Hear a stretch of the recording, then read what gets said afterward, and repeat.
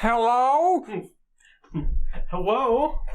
Hello? Oh, God, I just went the oh, whoa. God damn it, that's not good. Did you hit the oh, whoa? I just hit You the hit oh, the whoa. whoa, but it's oh, whoa instead. Oh, boy. I'm not ready for that. Welcome to Cursed Time. Welcome to Cursed. Cursed Love is good. They look good. They look pretty. And everybody knows that everyone should be judged by their looks. They should not. They probably shouldn't. Definitely not. Goodness, they're gracious, great balls of fire. So, last ASMR crunch for right now. I guess I'll do one too.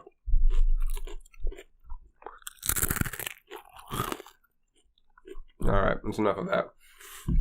Aren't you glad we can't hear ourselves? Yeah, I would probably just like But, as always, welcome back. Bound by the Scene. That's us. As usual, you are greeted by the two friendliest voices on the internet. Don't at me. Tentacle Bound and Spirit. Mm-hmm. How are you doing today? It's been a time. It has been a time. I've had better days. I've had worse days too. It's been wasn't happy with yesterday. Today, it's all right. I mostly stayed in bed, so I'm kind of rigging the game there. Okay, so you're rigging the way the day is supposed to function. I woke up at 4 p.m. and said, and then we're here. Oh, that's fair. I mean, yesterday wasn't too terribly bad for me. I got to talk to a whole bunch of kinksters that I haven't seen since convention life. Reconnecting. Yep, reconnecting. Good old Zoom calls. A lot of them. Found out what an Eskimo trebuchet is.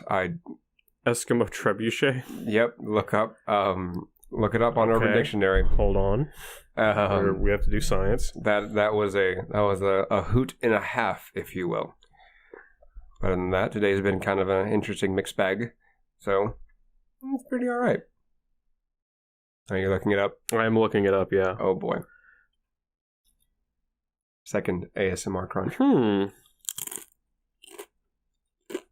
Oh, this wasn't bad until about halfway through. Would you like to read it for our audience? No, I would not. Yeah, it's probably for the best that you don't. I don't want to be liable for that. Alright, I guess we should start the episode. Yeah, we should. So... oh, you're going to do the trick where you... Oh, no, never mind. Apparently there's a weird... Do the trick where I pour Coca-Cola all over my recording microphone. There you go. Life hack. Life hack if you want to have to drop more money on a microphone. Alright, so today's episode, we will be discussing the thing that has been teased throughout various amounts of episodes that we've done. Like 2 of them. Yeah, it's various. Edge play. Yeah. What it is, what it be, and how it do. So, you familiar with the concept of edge play? Very familiar. I think it's the... Hold on one second. Oh no. So for those that have been with us since the beginning, know that edge play is a rather vague and encompassing term for very specific types of play that are within what we would discuss would be the rack and the prick side of things. So for those that don't know, rack is risk awareness consensual kink, and prick is personal responsibility informed consensual kink. Just to give you kind of a baseline of what that entails again, because all of these various acronyms tend to cause everybody bits of headache. I understand, I'm no different, and that's sometimes how it be and how it do. So, with that being said, we'll start off with just the basics once Spirit comes back to the foyer, if it were. Yeah, I had to tell somebody that they didn't have to do something. That is fair. Okay, first misconception. Edging and edge play are not the same thing. That's a good one to start off with. Yeah, I know that confuses a lot of people. Sometimes. Depends on exactly where things go. Mm-hmm. So I wouldn't even classify edging as part of edge play, but hey, that's just me personally. So what's your familiarity with it, other than the daunting thing that we do both know and love?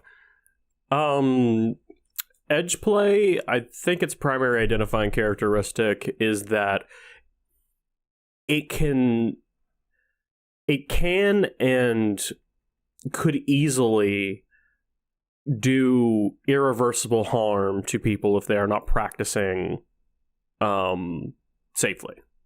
Okay, that's a good one.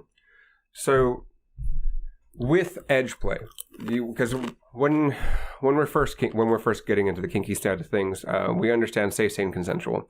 A lot of the things that we do and don't do are based around those three concepts. Mm-hmm. With edge play, it's the risk is now greater, mm-hmm. and arguably the payoff or the subspace or the top space that you get into is arguably a lot higher. Yeah, or you wouldn't do it.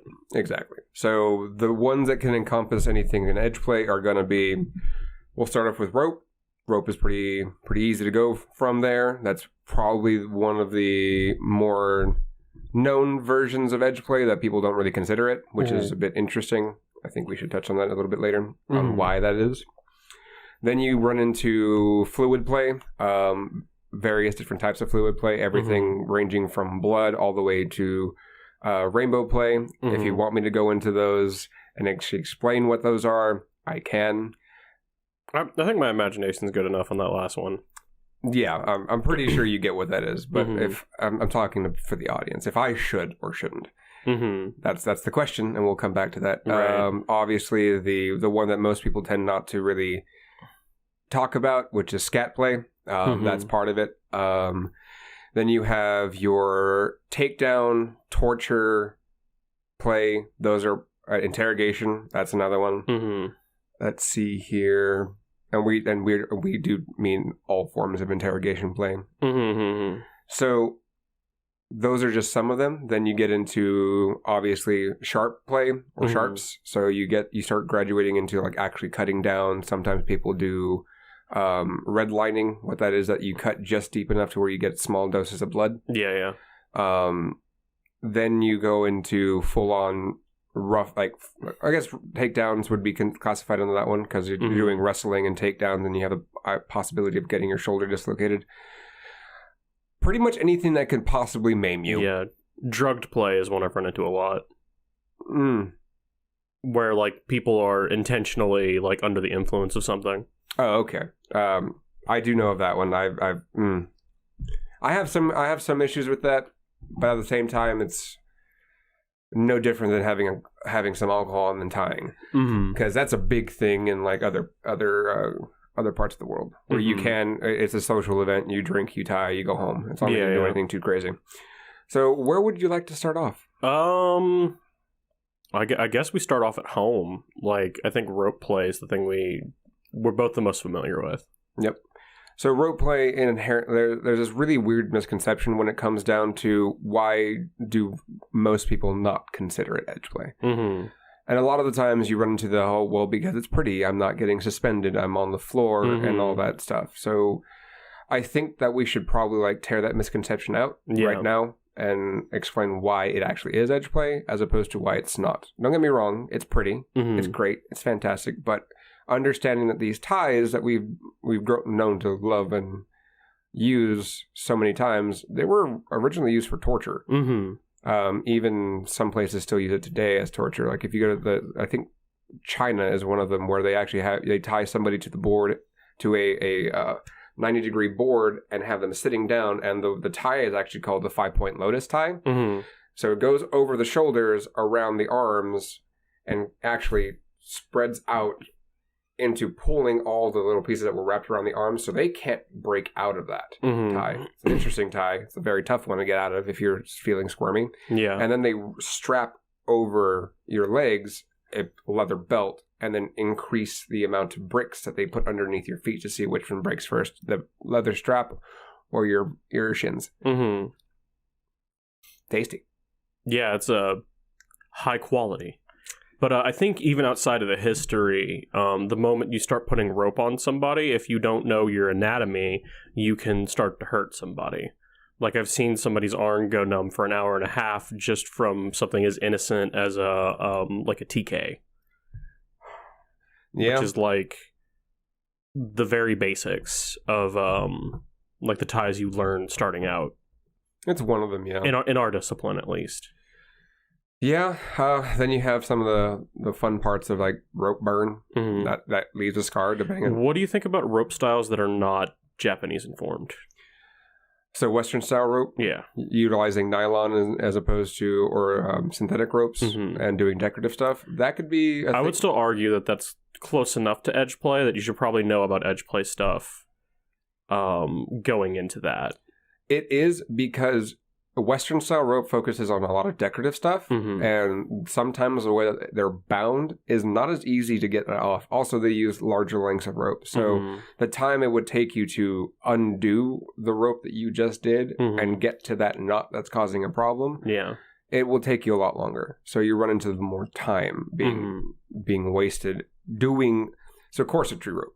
That is a very stylish one. It's very, very, very pretty to look at, but you tie from the top portion of the chest and go all the way down and creating that same cinching effect that corsets wear.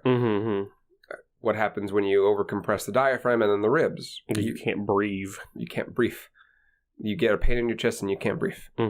And then you run the risk of somebody that's either a bit too focused on their own rope and that doesn't want to cut it, and then you start going and having to like sit there and untie this person for that tie took you over an hour and a half to complete because you're tying somebody with a giant 100-foot piece of rope, creating decorative knots along the way just to get to a point where now you have to cut the person on the rope. That's a big thing. So arguably, yes, even Western style rope is just as dangerous, if not a little bit more so, because of the more moving parts that you're running into.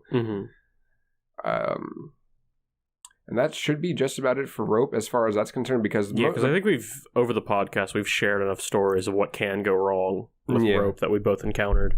A slippage, dropping somebody on their head, all big parts of it. If it slips around the throat, obviously that can do a lot of damage. And I think it's also worth noting that it is rare for people not to transition from just doing the decorative stuff to other more advanced stuff later. And if they don't come into the entire discipline knowing it can be dangerous, they can like not be paying attention to things when they transition into the more dangerous stuff and not expect the level of danger that they'll reach later. Yeah, and because like we talk about these categories, but people tend to not stay in one category at a time. Yeah, sometimes there's a lot more intermingling. There's a lot more like fluidity in between everything, especially as you start transitioning into edge play or transitioning into anything else. One thing I will note before we move off the topic of rope is the difference between synthetic and natural fiber. The reason why most people do like shibari and kimbaku and all that use natural fiber rope, is because there's virtually no give. It tends to hold friction very well, and there's no chance of slack unless you're not doing proper tension. Whereas synthetic rope, nylon has a bounce and has a stretch to it. So keep that in mind when you're using it, and if you do suspension with it, because it doesn't actually catch friction very well, so you have to be more hyper tuned to just how your rope functions. Right. Which could lead to a lot more slippage, which could lead to dropping, and all that fun, not so fun stuff. So now we can go ahead and transition out into various types of like blood play or fluid play. I know a lot of the ones that I've seen in the scenes and that I've taught is using needle play.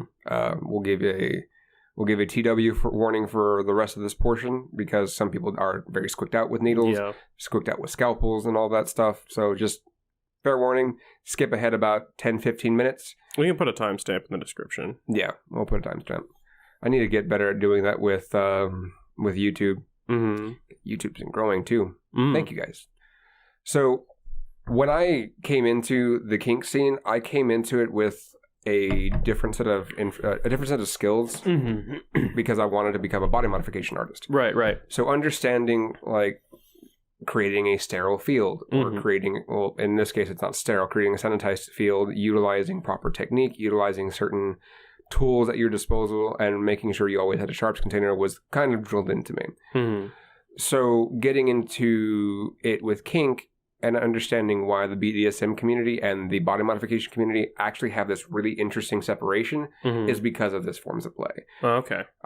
Because with becoming a body modification artist, you have to go and get your bloodborne pathogen certification. You have to go through OSHA training, and you understand just like what you can do and what you can't do with any of the skills that you are trying to acquire. And you run into people that buy needles and do needle play and don't have that certification and understand like the severity of like what MRSA can actually do to somebody. That's the biggest thing that I've run into. And usually, while I will say that the bloodborne pathogen certification is not relatively expensive, it's like $20. It's also free education if you just want to look it up. Right. That is a big one, especially when you're trying out needle play, because people like blood. People like the effect that it gets. Yeah. There's a reason people are so horny for vampires. Yep. Then you get sanguine play entirely. Isn't there like a group that in Austin? Yeah. That does nothing but sanguine play. It's weird because it's a culture-based group, not necessarily a kink-based group. Okay. So they're all about like acting and living like vampires some of the time or all of the time.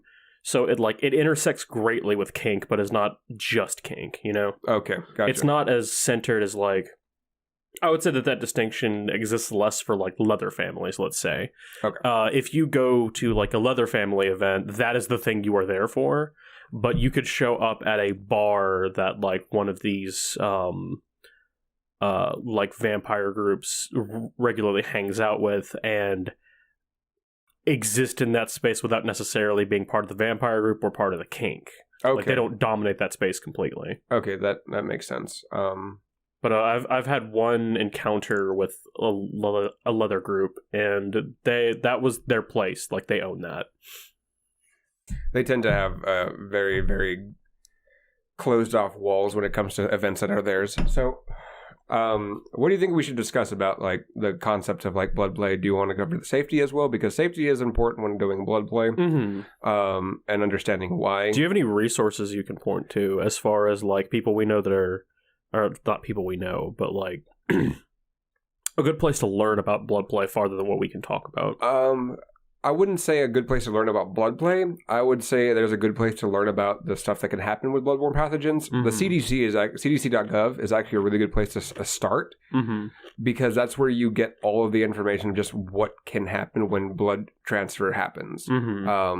Because blood play is a very very encompassing term, because that you can do blood cupping, you can do IV tap play, you can do needles, you can do scalpels, you can do makeshift scarifications, you can just do cuttings, you can do artistic cuttings.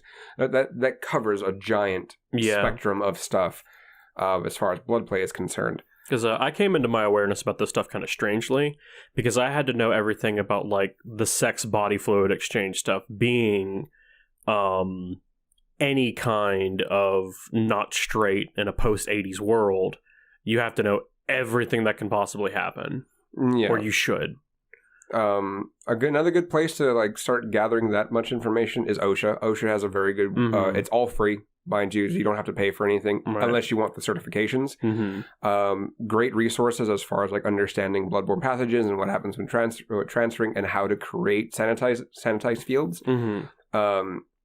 A lot of that, and you can buy that at medical supply stores to create sanitized fields. And if you want like the metal trays that come along with it, then you can buy those off of Amazon for relatively cheap. I think I bought my first pair of 3 for $10 without the whole Prime crap, because I was a broke college kid at the time. Yeah, be sanitary. Be sanitary. Learn exactly what you can use on wounds. I think there's also some free EMT courses that you may want to look into, that you can look into. All actual vanilla world applications apply for this. Right. So that was some of the resources that I used when I was getting into blood play, because understanding exactly how to treat a wound, especially after you've caused it, plays a really big part into it, especially the aftercare that comes out with it in case of an infection, what to use if you get an infection, understanding that in the event that you blood bond with somebody, what that means is you and that person's blood have now intertwined. Mm-hmm. And now you two can arguably share blood together. Mm-hmm. With that, I like to preface this with always make sure you get checked. Yeah. Or do your checkups. Get a panel if possible. I know some of them are expensive, but there are some free clinics that do it. I know this community at one point would actually like ask the local city to actually like do these panels for us to keep us like to check to see and all that. So that's another good thing, which is great. But getting into it, if you want more knowledge than you have some exposable income, talk to your local piercers. Talk to your local if you have any local like body modification artists. Some of them are willing to pass off that information for free, but most of the time there's going to be a paywall because that's now an apprenticeship. Those are good. They're always great resources, especially their pamphlets that they have for like piercing and taking care of piercings and all that. They're great. I've used them after doing play piercing scenes, even some artistic cutting scenes. So those are good resources. Always talk to people that are in the profession, and then see if it meshes well with how you do stuff. And also, a good thing to do is if you're doing it in an open air space, make sure not to do it on the ground or in a dirty area. Yeah, it's terrible. Yeah, that comes back to us. There was a scene that I saw, like someone was doing an artistic cutting scene on the dirt. Didn't have a sharps container. Wild. Yeah, it was bad. But I guess some of the equipment that you should probably look into as well when doing this, learn the types of sizing for your needles. Higher sizes is going to be a thinner needle, like 23, 24 gauge, and then everything as it goes down are your thicker gauge, are your thicker needles. So if you see a 14 gauge needle, that's a standard needle that you use to pierce the body with to do any type of permanent piercing or play piercing, if you will. Look and make sure to understand which ones are those, and understand that the different caps on the ends of them are meant for different types of tools. Like sometimes you'll find IV taps. Those are a bit different. They have a needle. You pull it out and it stays in the skin. And if you do decide to graduate to intravenous play, make sure to do a phlebotomy course. Yeah. By all means. Yeah, I've seen some IVs go wrong, and it is not pretty at all. Yeah, no. I've had a really interesting just issue. To activate the red fire hose, like spurt. Yeah, no. Those are what you want to have in your kit is going to be different sizes of needles, a sharps container, and those are like $2 a box, and some of them are large, some of them are like personal carry on. Also know where to dispose of your biohazard waste material. Some places allow you to do it for free. Like there's like clinics usually inside your cities where you can dispose of medical waste. Yeah. And they're always free. Understand that you never want to recap your needles because you run the risk of actually like poking yourself with contaminated stuff. Same thing with scalpels. Never resheath them. Understand the different shapes and sizes and numbers for your scalpels if you get into artistic cutting as well. Also, if you were looking to practice any of this stuff, pigskin. There's pigskin, and then there's tattooing fake skin. That mimics skin as well. Those are all relatively inexpensive. Also, if you practice with pigskin, you get to eat it later. It's a win-win. Unless you're vegan, then don't do that. Or you're using it to practice tattooing. Don't eat your ink. Never eat. And so I never thought I'd say that. Don't eat your ink. That explains why Jeffrey Dahmer never wanted to eat me. I'm too tattooed. I think that covers just about everything that you can possibly get into with blood play. No, I think. Know what problems can come from like saliva contact? Because a lot of my experience with blood play was with people who really like to bite. Okay. The human mouth is actually very dirty. Yeah, human mouth is an awful fucking terrible thing. We would always keep a spray bottle of sanitizer ready with isopropyl wipes. Another thing that you can think... bandages. Understand how your bandages work. Oh my god. That too. One thing I would like to add on that is that there are some types of like cleaning solutions that if you get them, don't get them on your skin. Cavicide is one of them. Sanitide is another one. They're very caustic to the human skin. But they're probably the best as far as like creating a sanitized field. And you do need to let them sit for 15 minutes for them to actually work before you wipe them down.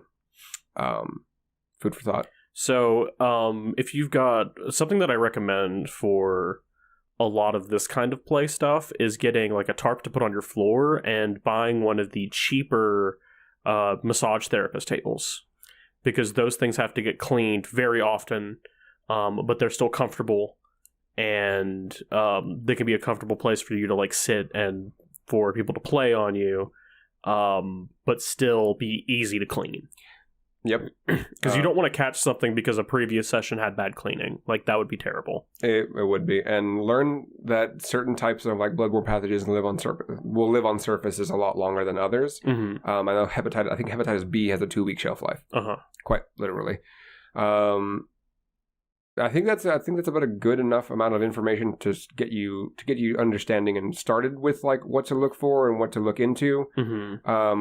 There's not much information as far as like I can go over as far as like urine play or golden shower play, other than that's a whole like scene process that you have to be prepared for. Yeah, that one, the most important thing there is knowing how your space works, knowing how to dispose of stuff when you're done with it.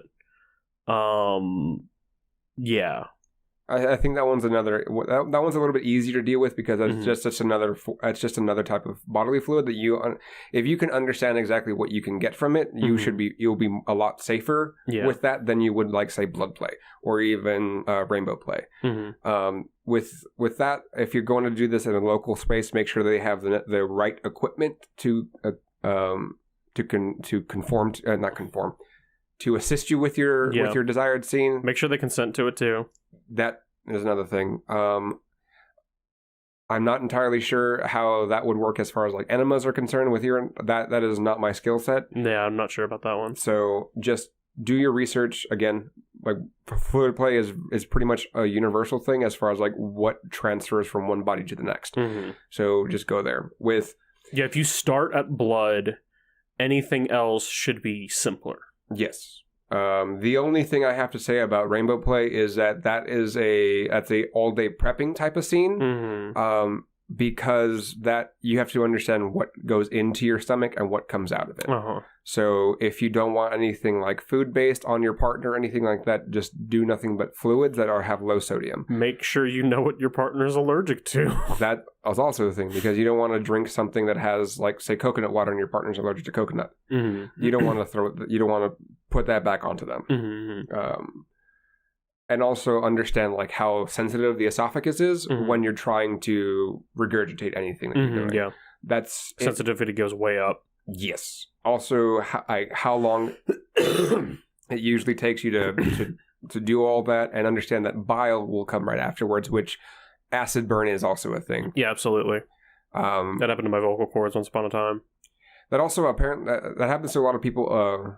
People that do blowjobs, when it's a little bit too far, you can actually get acid burn on your genitalia, which is another thing. So, food for thought for that one. Yeah.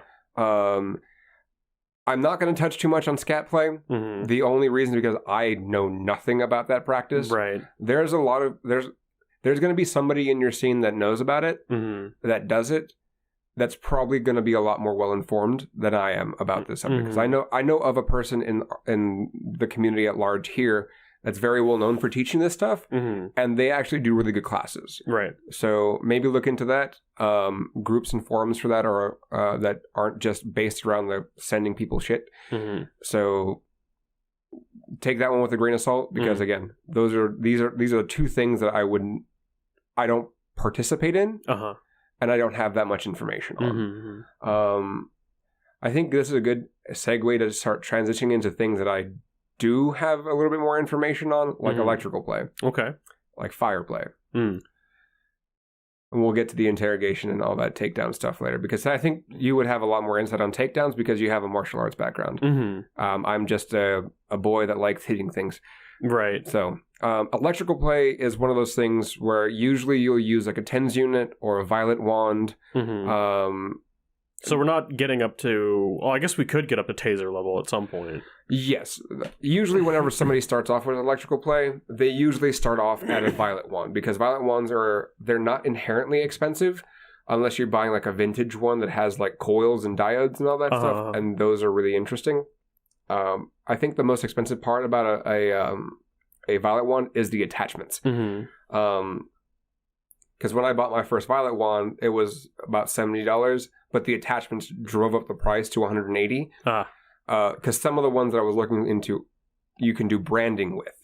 So that's another fun thing. So what sensations are people normally going for when they're in this kind of edge play? Because like what my experience with electricity is generally things go numb. But I was also like an electrician's kid coming up. So I know what fucking up feels like, and that's about it. So with this one, it's like rubbing your feet on carpet and then getting the initial static shock. Repeating that process, but a little bit more like it's more consistent. So you get a constant like warm streak of like electricity, and it just usually leaves like a tingling sensation afterwards. Some of the way that they do that play as well is that there's a conductive pad that's attached to it, and that means the person is conductive, and you use anything metal to actually arc the actual electricity out of the person's body. And that creates a really interesting like dynamic between people, and it's fun. It's great. The thing that I like to preface that with, it can cause burning. So because you're shocking the skin, and the skin is very, very sensitive to that electrical current, because all of the sweat has sodium in it. Right. So that's the big thing to worry about with electrical play. Or also if you have a pacemaker. Yeah. That's a big thing. If you have any sensitivity to your skin, that's another thing. Also, if you have like eczema, I know that can be a problem in certain regards. A TENS unit is a bit different, though. It sends electricity further in and down to the muscle tissue. Right. So you usually want to avoid anything around the chest, in the heart's general area, because you can actually upset the rhythm of your heart, and around the head. Okay. So basically focus on extremities. Focus on extremities. You can even, I've seen people do a lot with genitalia. Like there's actually an insert for vaginal and anal play. So you can stimulate the actual muscles around it and create it to contract. Apparently leads to a more powerful orgasm depending on who you're talking to. Also, TENS units are used for therapy. So that's a big thing. If you ever have an injury and you have like back spasms and all that, usually your doctor will provide you a TENS unit. And that's where that portion comes from. Getting into taser play, I think a small basic understanding of how electricity works and how it flows through the human body is probably the best course of like research to get into. Because the taser will drop most people. There was actually a funny story on TikTok. This is just a story that was told. Like this dude thought, and his partner thought it would be great to use a taser in the bedroom. He didn't understand how electricity current worked, so he was inside her when he shocked her, and then she kicked him in the jaw, and everything seized. So they both fell off. They both fell off the bed after getting shocked.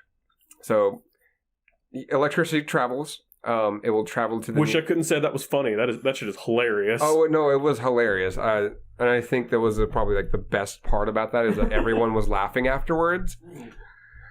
But honestly, that is one of the biggest things that you understand with electricity, is that how fast it will travel between bodies. Yeah. So that's the biggest thing with electricity that I can feasibly discuss at the point in time. Fire play is a bit more specific. I'm sure... I have limited experience with this. My experience with fire play varies between fire whipping and fire cupping and actually just playing with fire on a human body. What is your experience with it? So I've had two major, let's call them domains with this. One is like really kinky spiritual ritual sex. Where like perform some light burning with like I guess you'd call it like a torch or something, to bless parts of the body, as it were. This is when I was in my super active pagan-y phase, as opposed to my less active pagan-y phase, which is now. And the other is like Wax Play Plus, where you also get the flame of the candle involved. I've done both of those. Okay. The ones that I see that candle play is wax play is a thing. Depends on who you're talking to, because that obviously you're heating superheated paraffin wax or soy wax. Yeah, get your wax right. Know your allergies. If you have a soy allergy, do not use soy-based wax. Fun fact, especially for insertion. There are a few different like schools of fire play. One of them is utilizing like fire wands and a varying mixture of like types of alcohol. Like you usually have 70% to 90%. Sometimes you mix the two to get like a in between. That will increase the temperature that the fire will burn at, arguably. That is a whole other process where you're literally you're dousing somebody with a little bit of alcohol, lighting that streak, and turning it off to create a heat sensation from that. Okay. That could be central, that can be sadistic. Just understand you're playing with fire, and fire will do what fire wants to do. And also keeping a wet towel around to kind of like mitigate any type of like burns is a good thing. Yeah. And you want to make sure that if the person has long hair or a beard, you don't want to catch their face on fire. So usually a wet towel over the head is perfectly fine. Also understand what type of clothing you're wearing, because certain clothes will melt. Right, yeah. When I was doing both of these kinds of scenes, like hydrating oil on the person was very important, to where their skin would have a certain amount of wetness on it. It's kind of the same theory as sunscreen, to where it was a lot easier to approximate when the burning would start. Okay. And when like the harmful burning would start. There's also a lot of nuances with fire play, because if you're doing the first thing that I talked about, how in fire cupping, you don't want to have lotion on the body, or you don't want to have like perfume or any type of like cologne, anything that has alcohol base. Yeah. Because that alcohol line will keep going along the thing. And lotion, and certain types of lotion will actually allow the heat to stay trapped in certain pockets. Right. And so that'll cause like a first or second degree burn. Understanding how to treat burns is also your biggest friend. Another thing that you can look into is like firefighter. I think some firefighter websites have like how to treat burns. Basic wound prepping also comes into play with this. You'll notice that wound treatments. It's going to pop up a lot in this discussion. It's going to pop, yeah. You may want to like actually like look into like how to treat wounds properly, all shapes and sizes. I think when you're doing any of this research, you should look into stories that people have of these things, and then go, okay, starting from zero, what do I need to know to deal with this? Because that might happen to you. Like that's the contract you sign when you get into edge play. Pretty much. We're starting a second episode. No, I'm thirsty. Oh, you a thirsty boy. Then I've now touched on fire cupping. Fire cupping is similar to blood cupping. Most people in the like athletic sphere of things like if you've ever seen like a swimmer like Michael Phelps with a whole bunch of what looks like an octopus like just got a hold of him in like a bad hentai. That is cupping. So what some people swear by its ability to pull toxins out of the body. Right. Some people... Because that's how that works. Yeah. So like I said, some people swear by it. And I'm not going to harp too much on that. But it is a fun experience and a good waste of time. As a friend of mine has told me before. It's a good waste of time. Same process, but you're trapping heat in a type of container. Oh, okay. That will suction cup the skin. Right, and when it runs out of oxygen, the fire will just go out. Yep. Okay, that makes sense. Similar treatments of that, just like make sure that you don't have any lotions on that, on your body. Understand exactly how to turn out a fire. And always keep a fire extinguisher around. Some of your venues will Is there a way to effectively measure how oily somebody's skin is naturally? Because I think that can be a thing if we're considering, like, flammable stuff. That'd be a good question. That'd be something that you'd have to talk to. For instance, my skin is extremely oily. That's fair. Mine isn't. Also, I don't have a lot of like bodily hair, so it makes it easier for me to do these types of things. Right. As opposed to somebody that is like, well, except for my chest. Like my chest, if you put a fire to it, it'll go. I go up in flames, and then it catches my beard. So you want to be mindful of that. That is definitely an interesting question because that's something that you would have to like test on yourself, and that's kind of sketch. Yeah, it's a bit whiskey. It is a bit whiskey. Like I know about how flammable and oily I am because I worked in enough kitchens and almost burnt the shit out and have burnt the shit out of myself several times. So that'll play a part in how like how concentrated you want your alcohol, as far as like doing fire play in the future. The other things that I've seen is like fire flogging, fire whipping, and fire poi.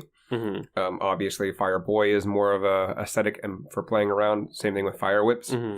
Fire flogging, however, is where people get Kevlar floggers and then lightly fan the flames towards the individual and occasionally maybe hitting them. And because if you hit them, if you swing too hard with that, it'll just put the fire out, right? Actually, it depends because or is it the same material that like poi and whips are made out of? Same material. So the flame will go out after all the solvent is out. And be mindful of what type of solvent they're using because when I was doing fire whips, it was a mixture of kerosene and something else. And kerosene, bad for skin. Very, very bad for skin. Okay. Very caustic. So that's fire play in an electrical play. And now we're going into branding. We could go into branding because that, I guess that does transition further into like moving. So there's two types of brand. There's actually 3 types of branding. No, there's fucking 4. God, I'm messing up. How many brandings? Well, there's 4 main ones. There's 4 main ones in body modification. There's cold branding, which is where you super chill something and apply it to the skin, which is the one that I have right here on my right arm. Then there's strike branding, which is where you super heat metal. And there's the electrocardiograph branding, which is they take an electrode and just zap the skin off. And then there's acid etching. Okay. So that one's harder to control. Yeah. I'd say so. So you will never, I shouldn't say that, you will be hard-pressed to find somebody ever convince you that acid etching is a kinky thing. It's primarily body modification. Okay. And that somebody has to understand how that solution works in order for them to stop it from eating away the entirety of the skin after you've done the design. You won't find the electrocardiograph branding in the kink scene either because that is a specified tool that you have to have a certain type of license to own. Oh. So you won't see that. You only see that for body modifications. You will see strike branding, violet wand branding, and cold branding in the kink scene. I have done more cold branding, like obviously, than I have done strike branding because strike branding is a bit tedious to work with. The things that I've seen with strike branding is that if you're going to do it, don't do something that's like enclosed because what that does is that everything on the inside will start to die and necrotize. It'll just pop off like a coin. Exactly, and you just ruined your design if you've had like a circle or something like that. You typically want open-ended designs. Cold branding is where that will fix that, arguably. Also depends on how you treat it and heal it because it's frostbite. And frostbite will do whatever it wants when it's healing. It can turn gangrenous. It can turn necrotic. So just understand that severity of it. Because with my cold brand, I had to actually remove all the dead skin that was forming and clean out the entire wound over and over and over again. Hence why the scar is so prominent. Okay. So how do you learn to use these tools? Because that seems like a pretty big barrier to entry. So if you want to learn how to do cold branding, there are classes I know of that are taught with that. I don't know if there are any virtual. Or you can go to a local farm because they use cold branding on their animals instead of strike branding because it's a lot more humane. You understand exactly what you're doing and what you're using. The 2 main ways that I've seen it, I don't know if I should even explain how to actually do it on this podcast because I'd be teaching over a microphone and not teaching in person. Right. But there are 2 different ways of doing cold branding as far as like the chemicals you'll be using. Mm-hmm. Strike branding is a bit simpler to learn because all you need to do is superheat metal and apply it to the skin. Mm. Understanding how to treat burns, though, that's a different story. That's a different story. Because you're no longer causing a second-degree burn, you're going third-degree. Because you're searing off all the flesh. Right. And that is a whole other bag of worms if you don't know how to treat the wound properly, especially a burn. Because you may have to end up going to the hospital because now they have to graft some skin on from that area and actually remove the actual burn. And that's something that you need to consider when you're tiptoeing into branding. So if you do me a favor and don't get your slave number branded on you, that'd be appreciated. Yeah, don't do that. Should do like a slot, and they can write your current Dom can write their number on there in Sharpie. There you go. Just get a magic marker and put X and then put line and then have them sign. Gonna give it to you. X gonna give it to you. We'll have to wait for you to get it on your own because X gonna deliver to you. Yeah, boy, here we go. So I think that covers that as far as like branding is concerned. Branding is one of those things that very specific amounts of people want to do that. Right. They're usually me, or like me, and just their idea of pain receptors is a really fucked up concept. Well, branding and ownership have this relationship that's very prominent, and you see that a lot in parts of the BDSM communities. Yeah, that's usually with the MS dynamic or the Gorian lifestyle. You'll be hard pressed to find anybody that's just strictly into edge play that doesn't do branding for the sake of branding. Mainly strike branding, because cold branding is actually one of those things. Like depending on the thickness of the metal, you can actually have it temporary and it will go away. Okay. So if you use a cookie cutter like design and just put it in the solution and put it on somebody, that acts like a sunburn and it'll go away within like a week or two after it heals. Fun facts. You try it out. Yeah, try it out. See, and it doesn't. So the cold branding part doesn't actually hurt. Like there's no pain involved in it. So it's just the healing process is a bitch, depending on how thick the metal is, or what you do and what you get, and how long it's applied to the skin. Right. So from here, I think we can actually transition into what like takedowns and torture is, and interrogation, because those are, and we'll touch on CNC and then rape play at towards the end of the podcast on this one, because those are a lot more long-winded, and a lot more like specific. So takedowns, like you have a martial arts background, and understand like just how I have fought some people. You have done the punchy thingies with people's bodies, and understand just how much impact takedown would do to somebody, like if they're getting chased, or if they're doing like a rough body wrestling where you're dropping somebody to the ground. Yeah, there's a lot of context depending, and like I think the biggest factor is A, what you're dropping them onto, and B, whether or not your partner is like helping you with it, or if they're actively resisting you. As part of how the scene works. Because it's two different things entirely. I actually learned this when you're training somebody, you want to be like, okay, go along with this so you know how it feels, versus I'm inserting you onto the floor now. Okay. So if you have a partner that just likes being handled roughly, but they're going to go with whatever you want, it's a lot easier to predict their behavior, and you're much less likely to do something to them that you didn't intend. Okay. But yeah, what you're dropping them onto matters a lot too, and how you manipulate their body matters a lot. Because there's a lot of so I'm primarily trained as a standing grappler. I know a lot of striking stuff, but generally, because I don't want to necessarily put people in the hospital, I just want them to stop that. I learned a lot of submission stuff very early on. And you'll find that the thing that does the most damage in submission is either your opponent themselves, in which you're like, go down or the arm goes snappy, and then they make the arm go snappy because you just stand still, or, you drop somebody onto concrete. And that Mother Earth can hit much harder than you ever could. Yeah, getting slammed to the ground is definitely an interesting feeling. People forget how hard the ground is. I do. Half the time. I walk on it. I'm like, I don't think about this. And all of a sudden, yeah. Ow. That hurt. Why is half my skin on my arm gone? Mother Earth decided to take some of it for the payment for falling on her. But I think even though most takedown play, I feel, works because of its spontaneity, and that's kind of the draw to it, have a plan for what you're doing to the person or what the person is going to do to you to understand what you're going to be landing on. Because, like, the difference between a hospital visit could be whether or not you remembered that that couch arm is not just fluff, it has a board in it. And if you put somebody's neck on it, they don't do the breathy anymore. Like...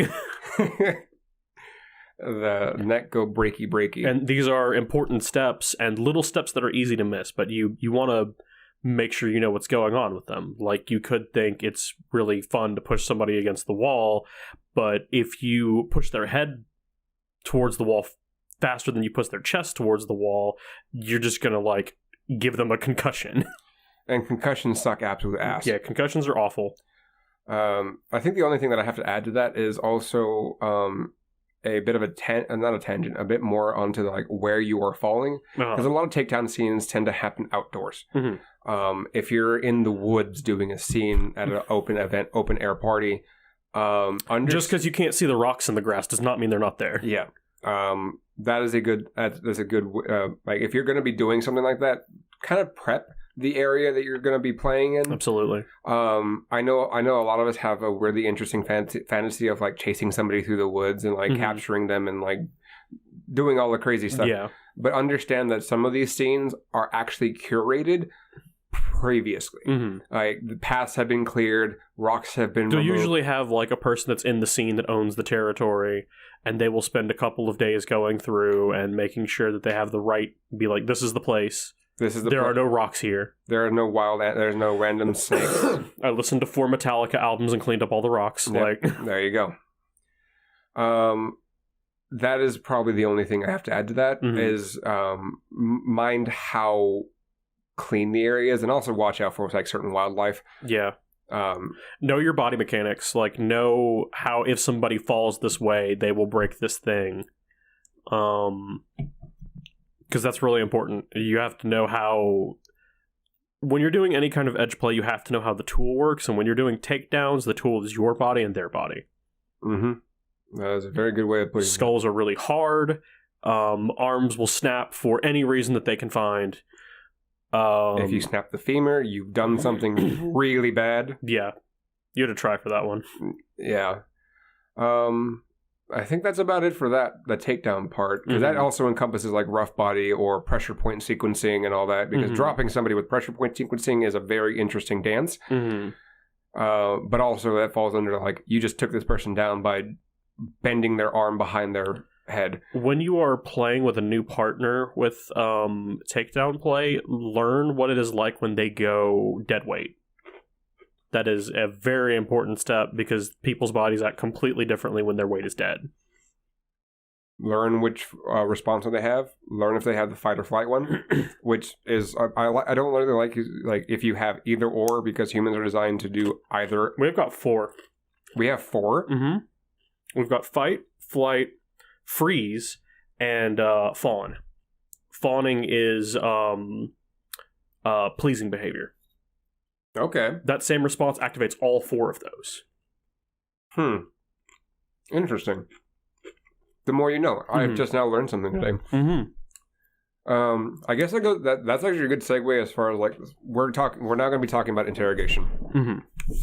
This will also encompass some forms of CNC, and this will primarily be like psychological discussion. Trigger warning, that shit. Trigger warning, that shit.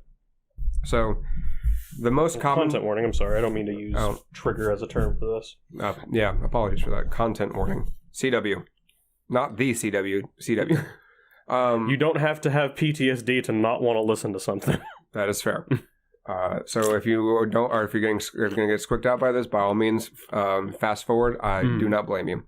So the interrogation part and the psychological aspect of all of this is what can cause lasting damage in this one. So a lot of times people think an interrogation scene is just some dude yelling at somebody in a chair.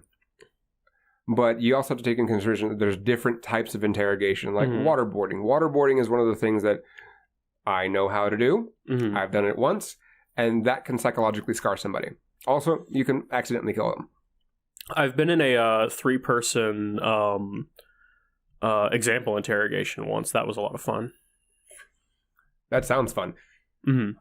So the idea behind that is that the person that is being interrogated is not the person that stuff is being done to. But you have a different person that is being made an example of while the other person interrogates them. That is interesting. I like it. This more complicated, but like it's one of my favorites because it's the most psychologically taxing. I can imagine. Learning what psychological triggers people have. This one is tough because a lot of people don't know that they have triggers. Yeah. So especially when it comes to interrogation. Talking to the person and finding out what kind of bothers them is an important first step. I'd say in your like post-negotiation talk, just like over like dinner or hanging out or something, you get this stuff. But be mindful of what their reactions are. Because it's not okay to be like, well, you didn't tell me it wasn't okay, so I'm going to keep going. Like, yeah, and interrogation scenes are difficult because you play on both the mental and physical side of things, and you may not feel like you're doing a lot, but you're putting so much stress on the person that's receiving it. They may not also know what's going on until later. I know in certain scenes, like I know with waterboarding personally, because this is one I've done, the reactions that you get from the person will 9 times out of 10 be genuine terror. So be mindful of also that if they're a like permanent partner and start acting slightly different around you, because there's that psychological trick into the brain where it's just like, now this person is capable of doing this to me. This is terrifying. Yeah, aftercare also involves rough conversations. The other ones that I would like to mention on that, they're more... You'd have to have a lot more finances to do this because I've never seen anybody in the King scene do this one, but they're just kind of interesting to talk about. The whole white room torture scene, where you put somebody in a white room in white clothes and with white noise, feed them nothing but white food on white plates, and only come in wearing white and not showing your face. So it's a sensory deprivation thing. Yep. Okay. So there's that. There is a Chinese water torture, which is a single drop on the forehead at a timed interval. Right. A lot of these take up too much time for me to actively be able to participate in them. They do take up time, but also there are people that are I like the exhibition forms of a lot of these that can be done. Yeah, like there's also the torture forms of like having the entire like dungeon in on the entire scene. That is an interesting one that I think I've seen once or twice. This one has a lot more nuance to it. Because people are very nuanced, right? And how they react to what you're doing to them or what's being done to you is gonna be case by case basis. Right.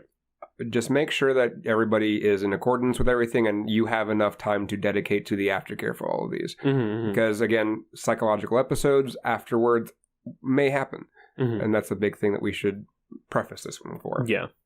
So we've gone through torture and interrogation. There's just too many things to kind of go in there. You just want to understand that you can be viewed differently, or you can view somebody differently after the scene happens. Yeah. That is the biggest like warning that I can give on this one.